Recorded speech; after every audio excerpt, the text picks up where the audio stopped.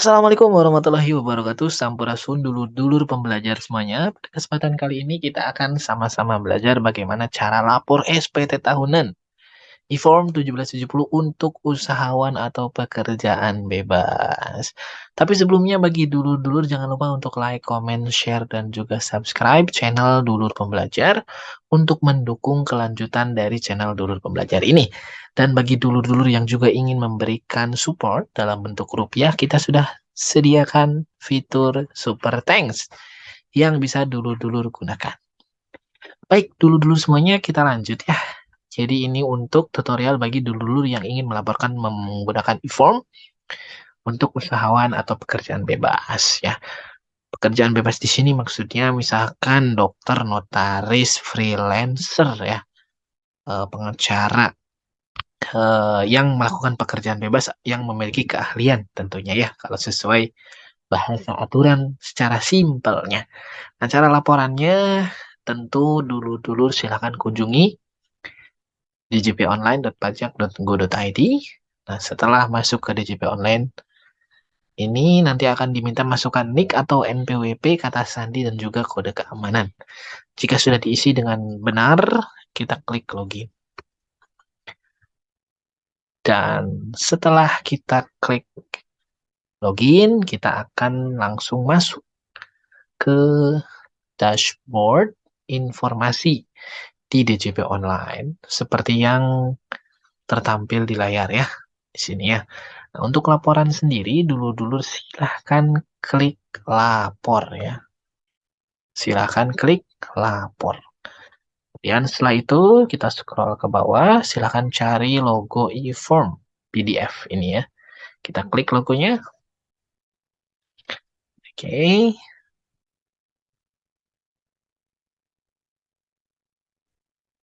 Nah, setelah kita klik logo e-form PDF, selanjutnya silahkan klik buat SPT. Nah, akan ada pertanyaan, silahkan dulur-dulur jawab. Iya ya, apakah Anda menjalankan usaha atau pekerjaan bebas? Kita jawab iya. Kemudian e-form SPT tahunan orang pribadi formulir 1770 kita klik. Yang berwarna kuning ini ya, kita klik. Nah, kemudian di sini akan diarahkan ke menu buat SPT. Nah, ini tinggal dipilih saja. Yang pertama tahun pajak adalah tahun yang akan kita laporkan. Yang mau kita laporkan ya. Tentu tahun pajak ini pasti tahun yang sudah kita lewatin.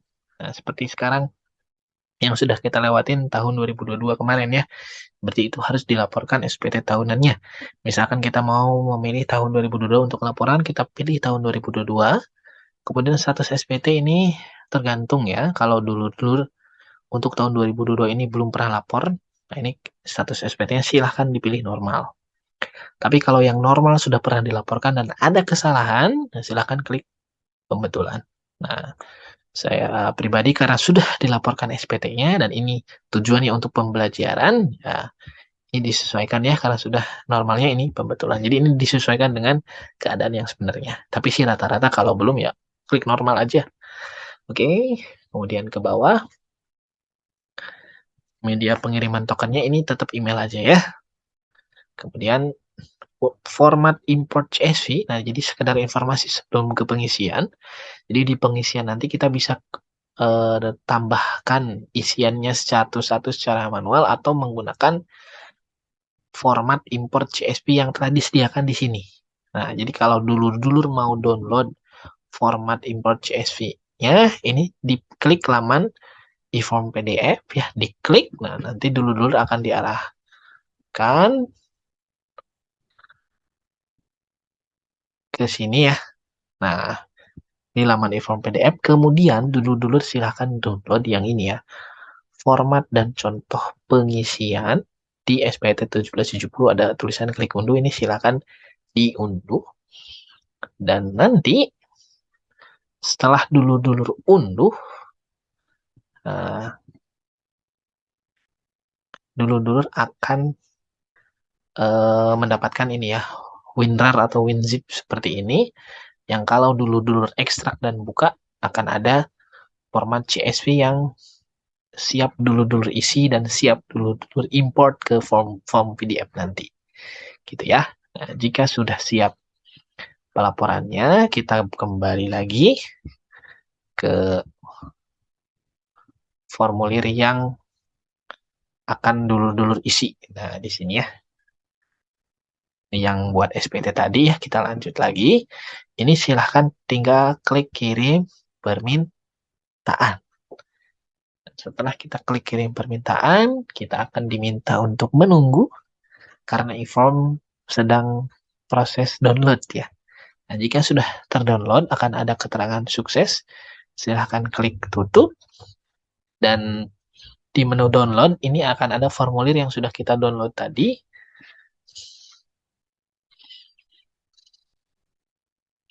Formulir yang sudah kita download tadi untuk dibuka ini ya, formulir 1770 dengan NPWP kita. Kemudian kita klik kanan dan kita open with Adobe Acrobat Reader DC. Nah, ini harus dibuka dengan Adobe Acrobat Reader DC. Bagi dulur-dulur yang belum menginstal, nah kita juga ada video tutorial penginstalan Adobe Acrobat Reader DC yang 32 bit ya, wajib di video yang lain. Nah, kalau sudah diinstal Adobe-nya, ini kita open with Adobe Acrobat Reader DC. Kita tunggu sampai formulir PDF-nya terbuka.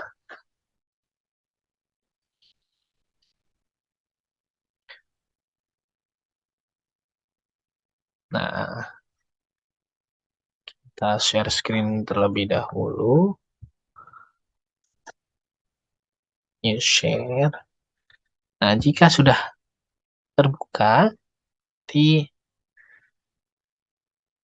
akan kebuka seperti ini ya. Dulur-dulur akan diarahkan ke lampiran keempat. SPT tahunan PPh orang pribadi formulir 1770.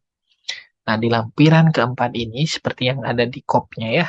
Ini kita mengisi 3 hal utama. Yang pertama harta pada akhir tahun pajak pada akhir tahun 2022, kewajiban atau utang pada akhir tahun 2022, dan daftar susunan anggota keluarga pada akhir tahun 2022. Ini ya di bawah, yang mana setiap kotak merah yang seperti tertampil ini itu wajib diisi. Karena kalau misalkan ini nggak diisi, terus kita klik selanjutnya, akan ada keterangan harap melengkapi file gitu ya. Oke, nah yang pertama dulur-dulur tentu pilih kategorinya dulu ya, apakah pembukuan atau pencatatan. Nah, bedanya untuk pembukuan ini dilakukan oleh dulur-dulur yang sudah memiliki laporan keuangan gitu ya, sudah menyiapkan laporan keuangan minimal neraca dan laba rugi gitu ya. Secara akuntansinya sudah beres. Nah, bagi dulur-dulur yang belum melakukan pembukuan dan memilih melakukan pencatatan, silahkan klik contreng pencatatan ya, baik itu untuk usahawan ataupun pekerjaan bebas. Pokoknya tergantung kondisi dulur-dulur. Nah, misalkan di sini kita ambil yang pencatatan ya. Kita klik pilih pencatatan, kita scroll ke bawah. Nah, yang pertama yaitu harta pada akhir tahun. Ini kita bisa import data dengan Excel yang tadi yang sudah kita download ya, bisa diisi di situ detail satu persatu atau kita isi satu persatu di sini. Misal di sini kita punya uang tunai dalam bentuk kas tahun 2022, akhir tahun 2022 tadi kita tunai sebesar 5 juta misalkan, keterangannya strip. Oke, ini kalau mau diisi satu persatu misalkan ada lagi harta yang lain, tinggal klik tambah. Atau aduh, ada yang salah ngisi, tinggal klik hapus gitu ya. Ini disesuaikan saja dengan harta kekayaan yang dulur-dulur punya ya, yang dulur-dulur punya gitu ya. Misalkan ini selain uang tunai, dulur-dulur juga punya rumah. Ini tinggal dipilih kategorinya ya, sudah ada. Jadi dulur-dulur tidak usah repot mencari kode, menghafal kode, tinggal pilih saja mana yang sesuai dengan harta dulur-dulur. Misalkan rumah membangunnya atau membelinya di tahun 2013. Harganya pada saat tahun 2013 adalah 100 juta. Ini tinggal di strip dan seterusnya. Ya, tinggal klik tambah dan seterusnya. Atau tadi, kalau mau import data, silahkan import data di sini menggunakan CSV yang sudah di-download dan diisi sebelumnya. Oke, kita lanjut ke kode utang. Nah, ini kode utang kalau dulur-dulur masih punya utang per akhir tahun pajak yang mau dilaporkan. Per akhir tahun 2022. Ya, kalau tidak punya ya tidak usah diisi. Kalau punya silahkan diisi satu persatu dengan mengklik tambah atau dengan import data CSV atau Excel yang sudah sebelumnya disiapkan. Oke, kita kasih contoh ya. Dulur-dulur misalkan punya utang ke bank AAA misalkan. Ini unitnya atau cabangnya di mana? Misalkan di Tasikmalaya. Nah, tahun 2000, tahun tahun 2022 sisa pinjamannya berapa ya? Silakan. Nah, tahun 2022 silahkan diisi sisa pinjamannya berapa. Misalkan sisa yang belum dibayarkan pinjamannya adalah 20 juta. Dan seterusnya kalau punya utang lebih dari satu apa istilahnya ya, pemberi pinjaman atau satu pemberi utang dan seterusnya ya. Kalau setelah diklik tambah, aduh ada yang salah, tinggal klik hapus saja. Oke, nah terakhir adalah anggota keluarga. Ini silahkan ditambahkan satu persatu nama anggota keluarganya, nicknya, hubungannya, istri kah, suami kah, anak kah, menantu atau mertua, pekerjaannya apa sesuai yang ada di kartu keluarga. Oke, tapi kalau misalkan belum menikah, belum punya tanggungan, ini dikosongkan saja. Gitu ya. Dan informasi tambahan, misalkan dulur-dulur sudah melaporkan SPT tahun 2021, di 2022 ini biasanya akan ikut ya, yang udah diisi sebelumnya untuk aset per SPT tahunan sebelumnya, itu akan ikut terus gitu ya. Termasuk ini misalkan 2022 nih, sudah kita laporkan, pada saat kita mengisi laporan SPT tahunan 2023, data ini akan ikut lagi. Data harta, kemudian data utang dan data kartu anggota keluarga. Jadi tinggal diupdate saja, ditambah atau dikurangi sesuai kondisi yang sebenarnya. Oke, jika sudah diisi, silahkan klik selanjutnya. Nah, di lampiran ketiga ini ada tiga poin penting ya. Yang pertama adalah bagian A, penghasilan yang dikenakan pajak final dan atau bersifat final. Nah, ini kalau ada penghasilan yang bersifat final, di sini sudah ada dijelaskan. Misalkan, dulur-dulur punya bunga deposito atau tabungan di bank atau diskonto SBI atau surat berharga negara per akhir tahun 2022. Misalkan kalau punya ini silahkan diisi ya, dasar pengenaan pajaknya atau total penghasilan bruto selama setahun. Gitu ya, ini diisi. Gitu. Atau misalkan dulur-dulur punya pendapatan bunga atau diskonto obligasi. Atau dulur-dulur ada penjualan saham di bursa efek. Nah ini. Atau dulur-dulur dapat hadiah undian.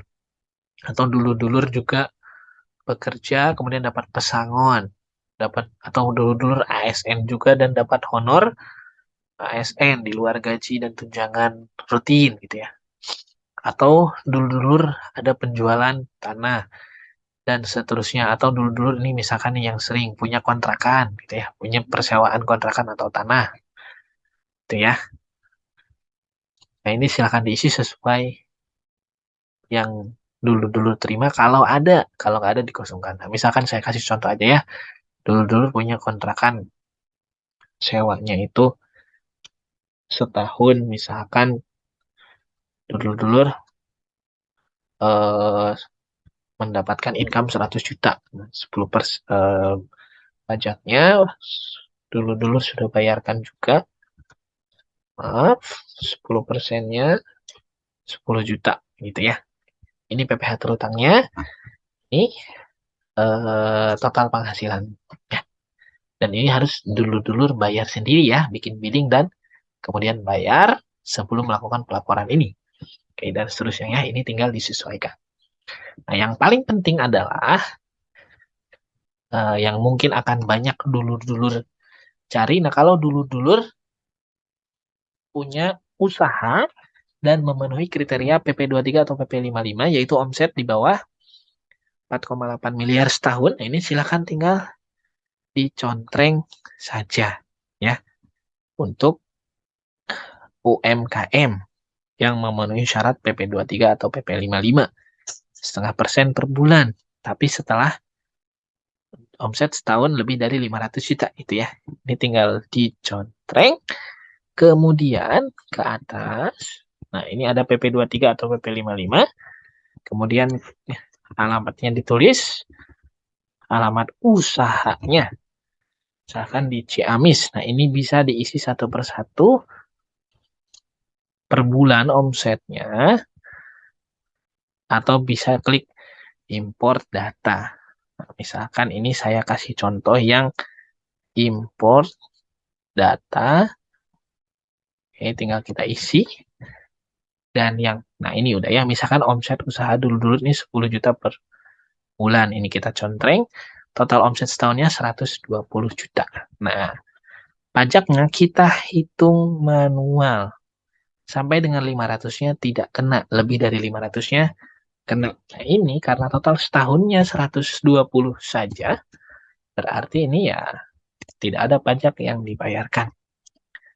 Ya, karena sesuai aturan PP 55, kalau omset belum mencapai 500 dalam setahun, untuk UMKM orang pribadi tadi ya, yang memenuhi syarat PP 55, itu tidak perlu bayar. Kalau lebih dari 500, bayarnya hanya tinggal selisih lebihnya. Ya, ini disesuaikan dengan omset yang dulur-dulur punya. Seperti itu ya.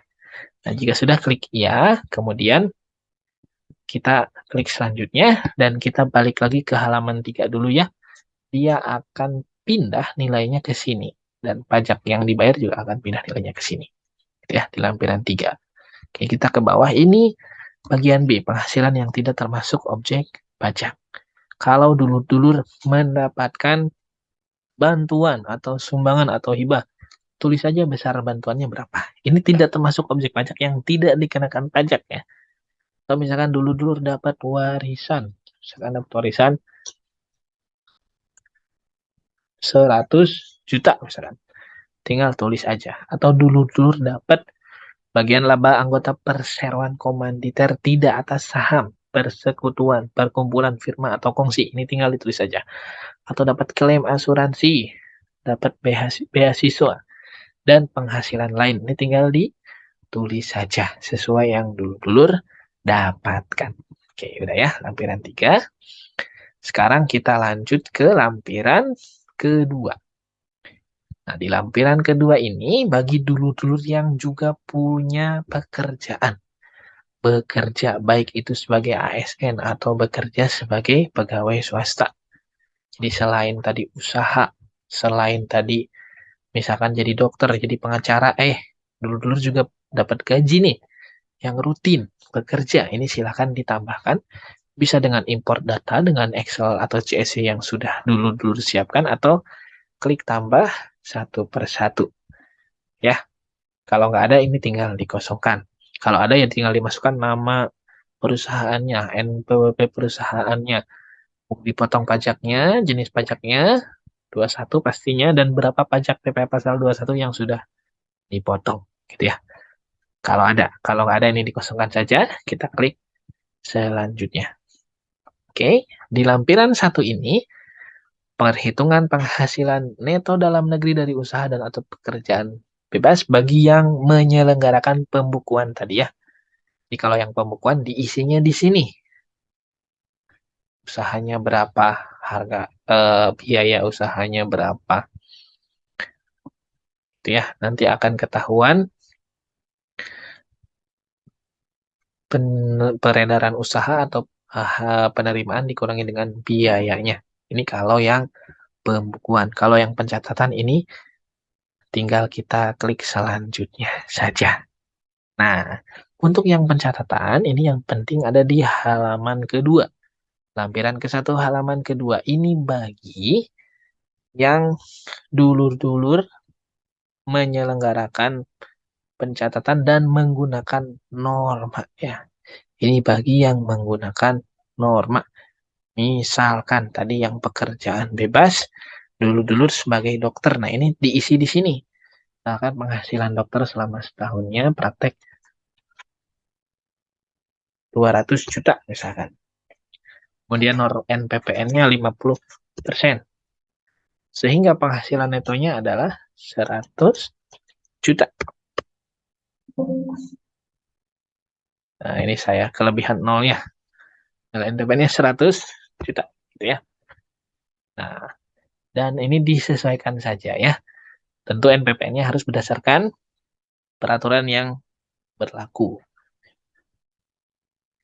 Kalau nggak salah di Per 17 tahun 2015 ya. Dulu bisa cek lagi.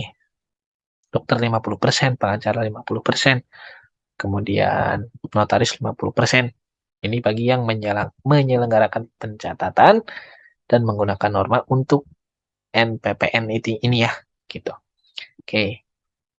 Nah, kemudian kita lanjut ke bagian C. Ini kalau ada penghasilan neto dalam negeri sehubungan dengan pekerjaan lainnya.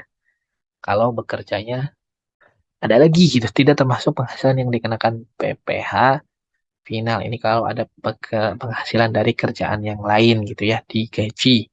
Kalau nggak ada ini dikosongkan.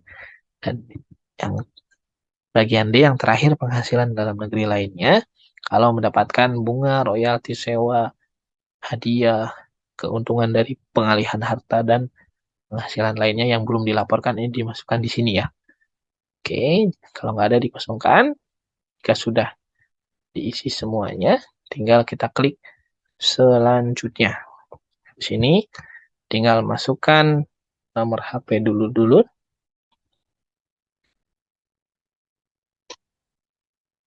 tuh, dan seterusnya. Nanti ke bawah akan muncul ya penghasilan yang ini yang pindahan dari uh, usaha atau pekerjaan bebas.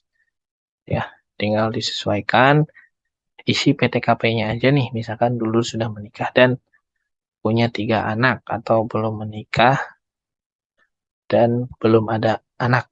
Gitu, ini disesuaikan saja.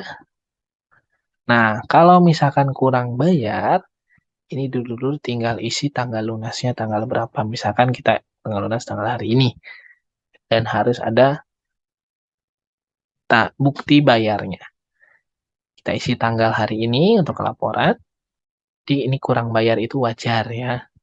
Tidak semua SPT nihil. Tergantung eh, apakah ada yang harus dibayarkan atau enggak. Nah, jika kurang bayar tadi ya harus dibayar dulu. Bikin dulu dan dibayar dulu.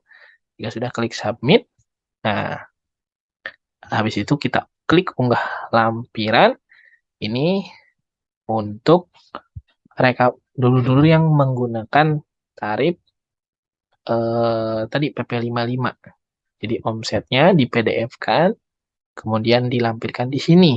Kalau dulu-dulu menggunakan PP55 tadi. Ya. Kemudian ini bukti potongnya juga dilampirkan di sini. Klik unggah lampiran.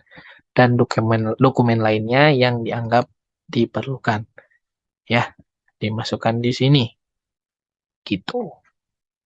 Nah, jika sudah lampirannya, karena tadi ini kurang bayar 2.300.000, silakan klik tambah. Nah, ini kode billingnya, masukkan tanggal bayarnya, misalkan dulu udah bayar tanggal hari ini juga. Kemudian yang udah dibayarkannya juga 2.300.000, masukkan NTPN. Ini sesuai dengan yang ada di bukti bayar. Ini biasanya ada huruf kombinasi huruf dan ini ya. Nah, jika sudah di jumlah yang kurang bayar dengan jumlah yang disetor harus sama ya. Ya sudah, dulu tinggal masukkan kode verifikasi. Ini terkirim ke email dulur-dulur ya. Di kotak masuk. Oke, kita cek dulu ya. Apakah sudah ada?